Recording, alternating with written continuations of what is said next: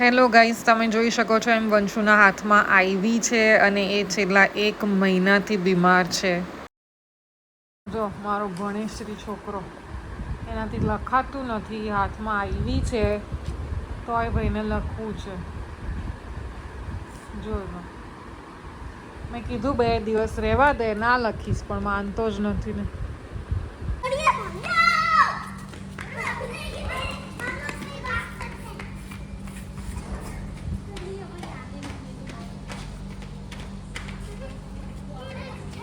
The next day.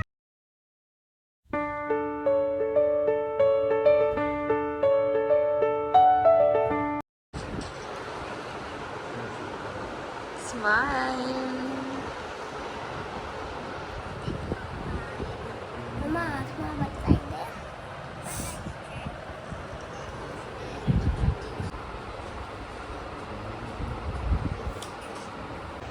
બાવ smile કર બેટા. શું ખાય છે? એપલ. એની આંખમાં કંઈક થયું છે. Why my son Y.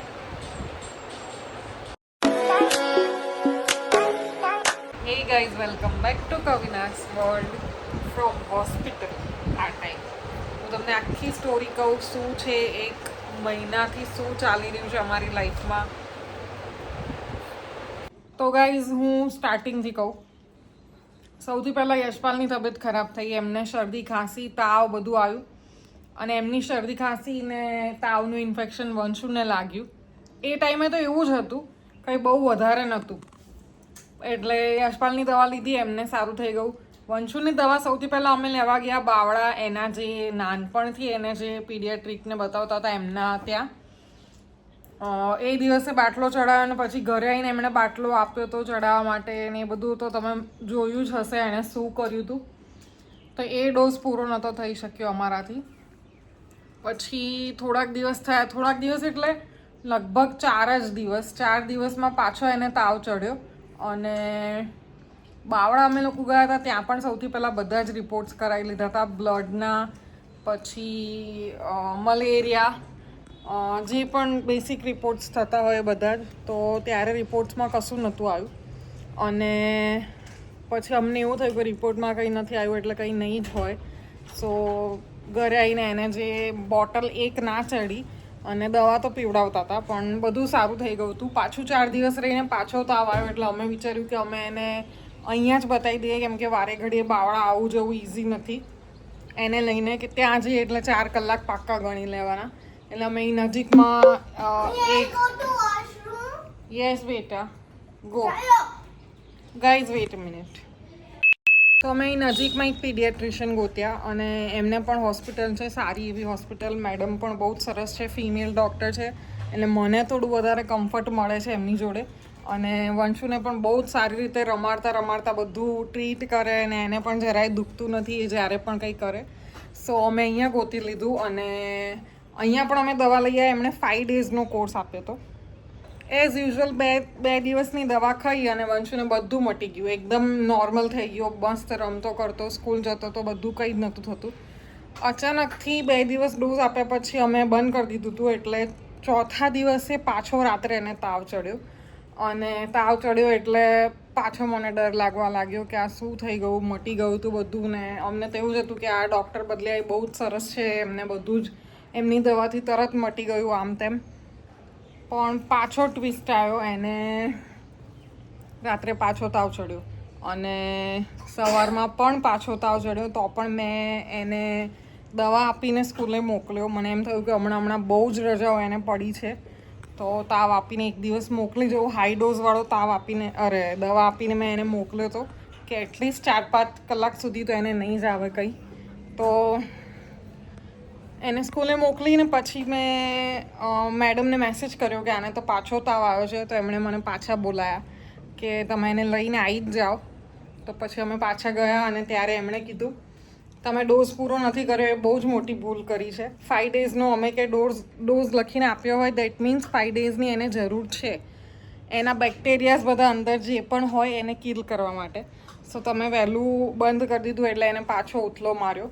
તો આ વખતે તો ડૉક્ટરે કીધું કે આપણે હા એની પહેલાં પણ એકવાર થઈ ગયું હતું એ વસ્તુનું અમે ડૉક્ટર જોડે જઈએ હતા 4 તારીખે સૌથી પહેલાં નવા ડૉક્ટર જોડે ગયા અને 8 તારીખે ફરીથી ગયા 4 જ દિવસમાં ફરી પાછો તાવ આવ્યો હતો અને 4 દિવસમાં ગયા એટલે ત્યારે ડૉક્ટરે અમને કીધું કે ડોઝ પૂરો કરો તો પછી અમે ડોઝ પૂરો કર્યો અને ડોઝ પૂરો કરીને પછી ફરીથી 4 દિવસ રહીને 11 તારીખે પાછો એને તાવ આવ્યો તો 11 તારીખે અમે એને લઈને સ્કૂલે જતો રહ્યો હતો તો હું સ્કૂલે એને લેવા ગઈ કેમ કે મને ડર લાગી ગયો કે વારે ને ઘડી આવી રીતે તાવ આવે છે તો હા ઇન શોર્ટ અમે આ જે નવા ડૉક્ટર ગોત્યા એમના ત્યાં 3 વાર જઈ આવ્યા in the time period of 15 days 15 દિવસમાં 3 વાર અમે જઈએ કેમ કે દર 4 દિવસે વંશુને તાવ આવતો હતો એટલે જે બીજી વાર ગયા ત્યારે અમને ડેન્ગ્યુનો રિપોર્ટ કરાયો ડેન્ગ્યુનો રિપોર્ટ નેગેટિવ આવ્યો એટલે એની ચિંતા ગઈ પછી 4 દિવસ રહીને પાછા એને તાવ ચડ્યો અને સ્કૂલે ગયો તો સ્કૂલેથી લઈ આવ્યા તો ફરીથી હવે એનો ટેસ્ટ કરાયો છે ટાઇફોઇડનો જે નોર્મલ ટેસ્ટમાં એને નેગેટિવ આવ્યો છે પણ હજી જે એનાથી મોટો એક ટેસ્ટ હોય કલ્ચર ટેસ્ટ કહેવાય એને બેસિકલી એના બ્લડનું એક્સપાન્શન કરીને એમાં કેટલા બેક્ટેરિયા છે કયા બેક્ટેરિયા છે એ તક ખબર પડે એ વાળા ટેસ્ટમાં તો એ બધું કરવાનું છે એની માટે ગઈકાલે એનું બ્લડ લઈ ગયા છે 2 દિવસથી ફરીથી અમે લોકો દવાખાનાના દોડા કરી રહ્યા છીએ તો બેસિકલી આખો મહિનો અમારો દવાખાનામાં જ ગયો છે વારે ને ઘડીએ કોકને કંઈક મને આંખની તકલીફ તો હજી છે જ મતલબ ડ્રાયનેસની લીધે જે ઇચિંગ આવે છે એ પણ અમે લોકો વચ્ચે દવા લઈ આવ્યા અને એના પણ મને 2 ડ્રોપ્સ નાખવાના આપ્યા છે એટલે આ બધું બહુ જ એક મહિનો આખો અમારો દવામાં જ ગયો છે એટલે હું બહુ વધારે એક્ટિવ પણ નથી યુટ્યુબ પર કે ક્યાંય પણ કેમ કે મને એમ થતું હતું કે યાર my priorities my family right now અને એના ચક્કરમાં પછી હું બીજું કંઈ જ નથી કરી શકતી બપોરે પણ એને પ્રોપર સુવડાવીને એને ટાઈમ આપવો બિકોઝ આ ટાઈમે વધારે મમ્મા કરે છે એઝ યુઝ્યુઅલ બધા છોકરાઓ કરતા હોય એમ સો બહુ જ હમણાંથી અને મને તો એટલું દુઃખ થાય છે કે વાય માય સન એમ મારા બેબીને કેમ આવું થયું ભગવાન આપણને કોઈને કરી દે ને તો હજી બી આપણે સહન કરી લઈએ બટ આટલા છોકરા આટલું બધું સહન કરે હેડ્સ ઓફ ટુ હિમ જરાય રોયો નથી આ ટાઈમ એને જ્યારે આઈવી લગાવી ત્યારે 1 મહિનામાં 3 વાર એનું બ્લડ લીધું છે બ્લડ ટેસ્ટ માટે મને તો એ જ સૌથી પહેલાં તો મેં ડૉક્ટરને પૂછ્યું મેં કીધું આટલું મહિનામાં 3જી વાર જો બ્લડ લે તો એના બોડીમાંથી બ્લડ તો ઓછું નહીં થઈ જાય ને તો ડૉક્ટર સાઈડ નો એવું કંઈ ના હોય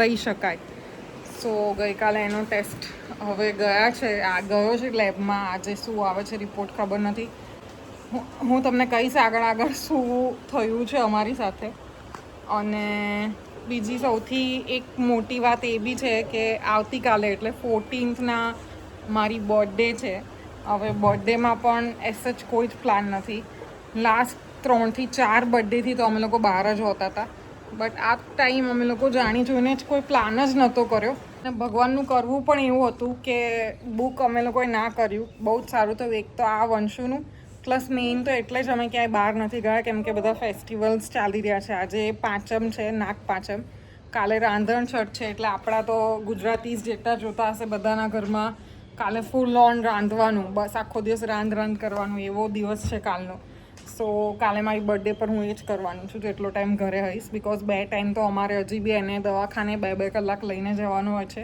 બોટલ ચડાવવા માટે સો આ જ ચાલી રહ્યું છે ગાઈઝ સો બધા જ પ્રે કરજો પ્લીઝ મારા સનને જલ્દી જ સારું થઈ જાય ખબર નહીં શું થઈ ગયું છે કોઈની નજર લાગી છે કે શું બટ જે બી થયું છે બહુ જ અત્યારે અમને લોકોને તકલીફ આપી રહ્યું છે 2 hours later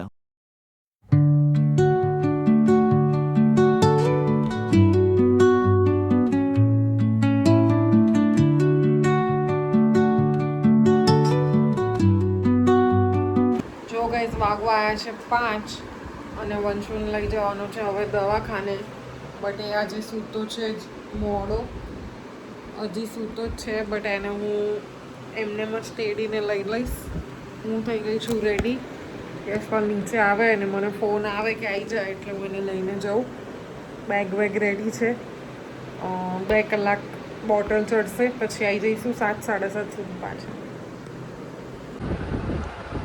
સ્માઈલ કર બેટું. આમ જો તો, આમ જો તો, હાથ બતાવી.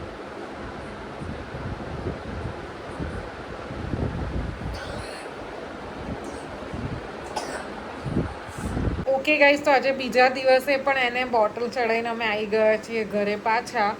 અને અત્યારે વાગી ગયા છે રાતના 10. આજે છે 13th August. Tomorrow is 14th August which is my birthday. અને મારી બર્થડે છે કાલે, એટલે આજે રાત્રે 12 વાગે મારા ફ્રેન્ડ્સ આવવાના છે બર્થડે બ્રિંગિન કરવા માટે. તો બર્થડે બ્રિંગિનમાં અમે લોકો શું શું કરીએ છીએ, કોણ કોણ આવવાનું છે, બધું હું તમને નેક્સ્ટ વ્લોગમાં કહીશ. ત્યાં સુધીમાં સ્ટે ટ્યુન્ડ. અને પ્લીઝ અંશુ માટે બધા જ પ્રે કરો. જોકે ગઈકાલ રાતથી 7 વાગ્યાથી આજે રાત સુધીમાં હજી સુધી એને તાવ નથી આવ્યો, એટલે ટ્રીટમેન્ટ એના પર સારી વર્ક કરી રહી છે. સો ડૉક્ટર પણ એવું જ કહેતા હતા કે ચિંતા નથી. જોકે એનો રિપોર્ટ આવવાનો છે, જે મોટો કર્યો છે એ કલ્ચર ટેસ્ટ, એ 3 દિવસ પછી, એટલે આઈ થિંક 7મ 8મની રજાઓ ને બધું આવશે, એટલે હવે તો એની પછી જ આવશે. અને જ્યારે બી આવશે I will definitely share with you all guys કે શું આવ્યું. ત્યાં સુધીમાં બધા જ એની માટે પ્રે કરજો. અને નેક્સ્ટ વ્લોગ માટેની રાહ જોજો. Bye bye, take care, thank you so much for watching.